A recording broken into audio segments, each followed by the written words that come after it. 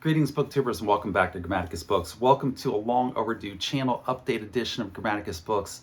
I'm going to try to keep this short, but there is quite a bit of exciting channel news coming up here in the month of April and slightly before the month of April that I wanted to make you guys aware of. So let's just dive into it. Let's jump right into it. And number one, the best news, the most important exciting news, is that this Saturday at 7 p.m. Eastern Standard Time, I'm going to be doing a live stream with Gareth over on Books, Songs, and Other Magic. That's a fantastic channel. I will link it down in the descriptions below.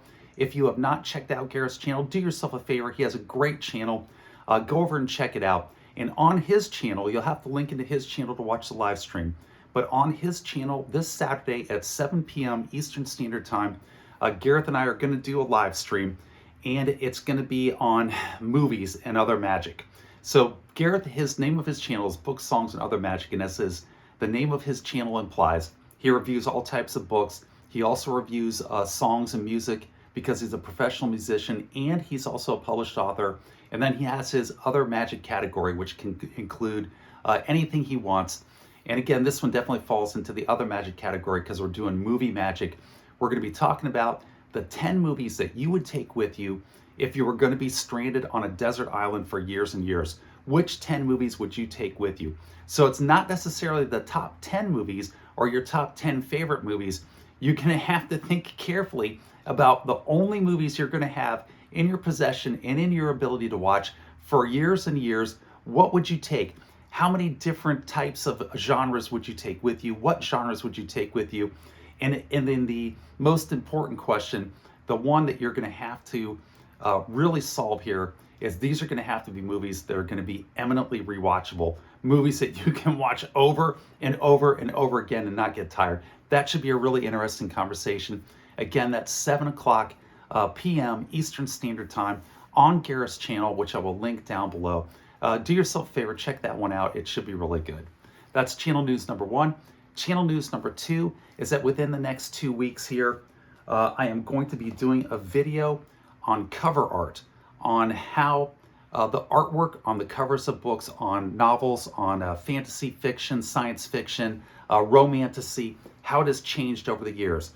Where in the past, you had just wonderful paintings by very talented artists who would paint something that was directly relevant to the story within. This is Red Planet by Robert A. Heinlein from 1977, versus today, where you have Red Planet, but this is 2006, where instead of just a beautiful painting, instead what you get is you get 3-inch high block letters and some stock art that they pulled out of their inventory, out of their stack of stock art that has little or nothing to do with the book inside, and how we got to this point. Now, this is a topic that I've spoken about tangentially a couple of times here on the channel. It's one that's near and dear to my heart, but the reason I'm going to dedicate an entire video to it now is because a very good friend of mine, a friend I've known literally since preschool, Steve, he found himself over the past weekend at a fancy pants dinner. He got invited to this fancy pants dinner, and at this fancy pants dinner, he was seated next to a very popular American author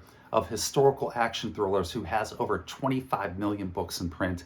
And on the other side of him was a publisher working for a major publishing house who coordinates and publishes all of their female-oriented fantasy romantic novels, i.e. their romantasy section, which is some of the biggest selling books in this publisher's in current fiction. And she controls all that line. And so it was the perfect opportunity for Steve, who he and I had this conversation. We like to have these logic discussions. We often get onto email or in person, and we have these debates going back and forth. And he and I had been talking just a couple of weeks ago via email about this very topic. And then this past weekend, here he finds himself rubbing elbows with these two very prominent figures in the world of literature. And after establishing a little bit of rapport, he popped the question to them, and he asked in a much more diplomatic fashion than I would have, which is why he is where he is and I am where I am. And instead of saying just, hey, why does the art suck today?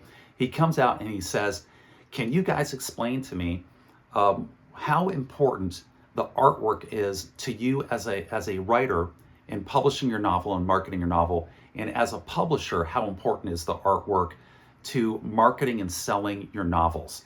And the answer that he got back was fascinating. They loved the question. They dove into it. They went into it with him in an enormous amount of depth and detail. And the answer to that question is not what you might think it is. It wasn't what I was expecting or suspecting. It took me by surprise, but it makes a lot of sense. And it's a fascinating topic. And these two individuals were so taken with this question that the next day they came to Steve's place of work and they brought two of their novels with them. They gave him the novels, the books, and they sat down and explained to him the artwork that was on these two books and why that artwork is on there and why it looks the way it does and how it related to the story within those novels. And again, one coming from the perspective of a major writer and the other coming from the perspective of a publisher who markets these romanticises. And that should be an absolutely fascinating video. I'll have that one up here within the next week or two, probably 2 weeks. So that's bit channel news number 2. I can't count. We're coming up on channel news number 3. Number 3 is that Tuesday, this coming Tuesday is April 1st, pretty sure. Yeah, that's correct. Tuesday is April 1st. On April 1st, I'm going to put up a video on the greatest Conan story ever told. The greatest Conan story ever told doesn't have to be by Robert E. Howard. It might not even be by Robert E. Howard. It might be by another author. But we are going to do the greatest Conan story ever told on Tuesday, April 1st. Tune in for that one. And then the last bit of channel news that I got here, and I'll wrap this video up, is that following that video on the greatest Conan story ever told, on Thursday, I'm going to be talking about this book here, Snow Crash by Neal Stephenson from 1992. When you're talking cyberpunk novels, this novel and another are listed as, one of the 2 greatest cyberpunk novels ever written, with the other novel, of course, being Neuromancer by William Gibson. So I just finished Snow Crash.